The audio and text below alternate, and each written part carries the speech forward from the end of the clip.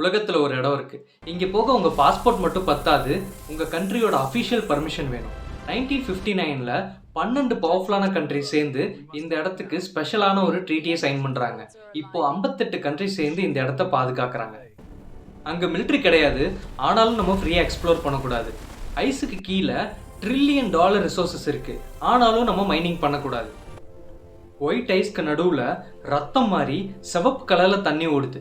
ஐஸுக்கு 4 kilometres கீழே hidden lakhs இருக்குது. Satellite இமேஜஸில் pyramid மாதிரி ஸ்ட்ரக்சர்ஸ் தெரியுது.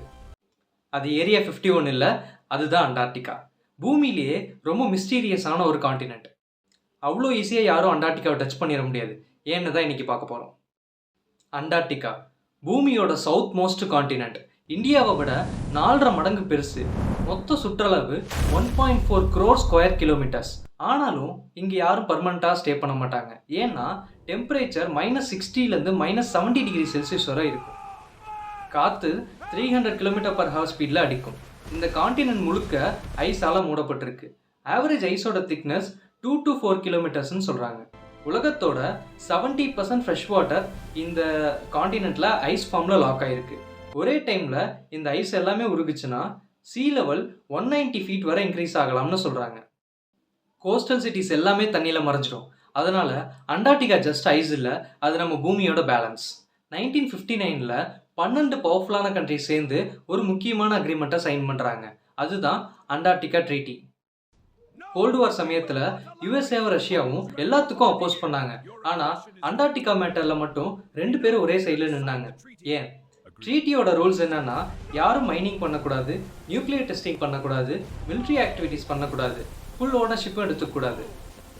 மேலோட்டமாக பார்த்தா இது ஒரு பீஸ்க்காக இருக்க ரூல் மாதிரி. ஆனால் பல பேர் கேட்ட கேள்வி, ஒரு காண்டினென்ட்க்கு எதுக்கு இவ்வளோ ஸ்ட்ரிக்டான லீகல் ப்ரொடெக்ஷன்ஸ்? இங்கே தான் மிஸ்ட்ரி ஸ்டார்ட் ஆகுது. ஐஸுக்கு கீழே ஃப்ரெஷ் வாட்டர் மட்டும் இல்லை, gold, copper, iron ore, uranium மாதிரியான வேல்யூபிள் ரிசோர்ஸஸ் இருக்கலான்னு சயின்டிஸ்ட் நம்புகிறாங்க. ஆனால் இதோட எக்ஸாக்ட் வேல்யூ யாருக்குமே தெரியாது. ஆனால் பல எஸ்டிமேட்ஸ் 100 to even $1,000 trillion வரைக்கும் இருக்குன்னு சொல்கிறாங்க. எக்ஸாக்ட் ப்ரூஃப் இல்லை, ஆனால் ஒரு விஷயம் கிளியர், வேல்யூ ரொம்ப பெருசு. அதனால தான் மைனிங் பேன் பண்ணியிருக்காங்க. கொஷின் என்னன்னா, பேன் சேஃப்டிக்கா இல்லை ஃபியூச்சர் கண்ட்ரோலுக்கா? இதுவும் ஒரு மிஸ்ட்ரி. 1911 சயின்டிஸ்ட் முதல் முறையாக அந்த பிளட் ஃபால்ஸை பார்க்குறாங்க. சில பேர் இது சிவப்பு நிறத்தில் இருக்க காரணம் ஒரு ஆல்கே இல்லைன்னா ஒரு அன்னோன் பாக்டீரியான்னு சொல்கிறாங்க. ஆனால் ரியல் ஆன்சர் இன்னும் இன்ட்ரெஸ்டிங். அந்த பிளட் ஃபால்ஸு கீழே 4 கிலோமீட்டர்ஸில் ஒரு ஏன்ஷியன் சால்ட் வாட்டர் லேக் இருக்குது. அந்த தண்ணியில் அயன் கண்டென்ட் ரொம்ப அதிகம். அது கிராக் வழியாக வெளியே வந்து ஆக்சிஜனோட ரியாக்ட் ஆகும்போது ரெட் கலராக மாறுது. கொஷின் இங்கே தான் ஆரம்பிக்குது, இவ்வளோ வருஷமாக இந்த லேக் எப்படி இருக்குது? இந்த மாதிரி அண்டார்டிகா ஐஸுக்கு கீழே 600க்கும் மேற்பட்ட ஹிடன் லேக்ஸ் இருக்குது. முழு காண்டினென்ட்டும் ஃப்ரீஸாக இருக்கும்போது இந்த லேக்ஸ் மட்டும் எப்படி லிக்விடாக இருக்குது? பூமியோட க்ரஸ்ட்லேருந்து வர ஹீட்டும் மேலே இருக்க பல கிலோமீட்டர் ஐஸோட ப்ரெஷரும் தான் காரணம். ப்ரெஷர் அதிகமாக இருந்தால் வாட்டரோட ஃப்ரீசிங் பாயிண்ட் மாறும். அதனால் தண்ணி உறைஞ்சி போகாமல் இருக்கும். இது சயின்ஸ். ஆனால் நெக்ஸ்ட் மிஸ்ட்ரி என்னென்னா, இந்த லேக்ஸ்குள்ளே அன்னோன் லைஃப் ஃபார்ம்ஸ் இருக்குமா? இதை கண்டுபிடிக்க ரஷ்யா 1989 ஓஸ்டாக் லேக்கில் ட்ரில் பண்ணாங்க. ரிசர்ச் ரொம்ப சென்சிட்டிவ். ஏன்னா ஒரு ஸ்மால் கண்டாமினேஷன் கூட மில்லியன் இயர்ஸ் எக்கோசிஸ்டமை டிஸ்ட்ராய் பண்ணிடும். லேக் ஓஸ்டாக் அண்டார்டிகாவோட பிக்கஸ்ட் ஹிடன் லேக். மொத்த சுற்றளவு 12,500 ஸ்கொயர் கிலோமீட்டர்ஸ்ன்னு சொல்கிறாங்க. இது 4 கிலோமீட்டர்ஸ் ஐஸுக்கு கீழே இருக்குது. மில்லியன்ஸ் ஆஃப் இயர்ஸாக சன்லைட்டே பார்க்கல, ஹியூமன் டச்சே இல்லை. ஆனால் இன்டர்நெட் ஃபுல்லாக ஒரு கேள்வி, அவங்க என்ன கண்டுபிடிச்சாங்க?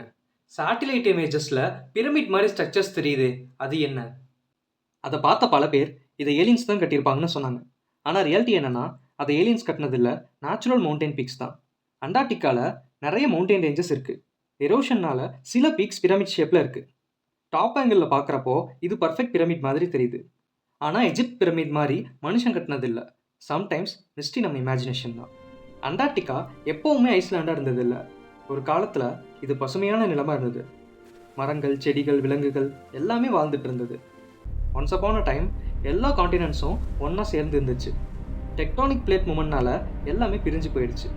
காலம் போக போக இது சவுத் பக்கமாக மூவ் ஆகி சன்லைட் கம்மியாக இருந்ததுனால snow layer by layer build ஆயிடுச்சு. இன்றைக்கி இது பார்க்க ஒரு முழு ஐஸ் காண்டினென்ட் மாதிரி தெரியுது. அண்டார்டிகா ஜஸ்ட் ஐஸ் இல்லை, அது ஃப்யூச்சர் ரிசோர்ஸ், பூமியோட பேலன்ஸ் சிஸ்டம். மேபி ஃப்யூச்சர் வார்க்கான ரீசனாக கூட இருக்கலாம். உலகம் சொல்லாத பல உண்மைகள், மறைக்கப்பட்ட ரகசியங்கள் எல்லாமே நம்ம தெரிஞ்சுக்க போகிறோம். இந்த ஜேர்னியில் நீங்களும் இருக்கணும்னா மறக்காமல் என்ன சப்ஸ்கிரைப் பண்ணிக்கோங்க.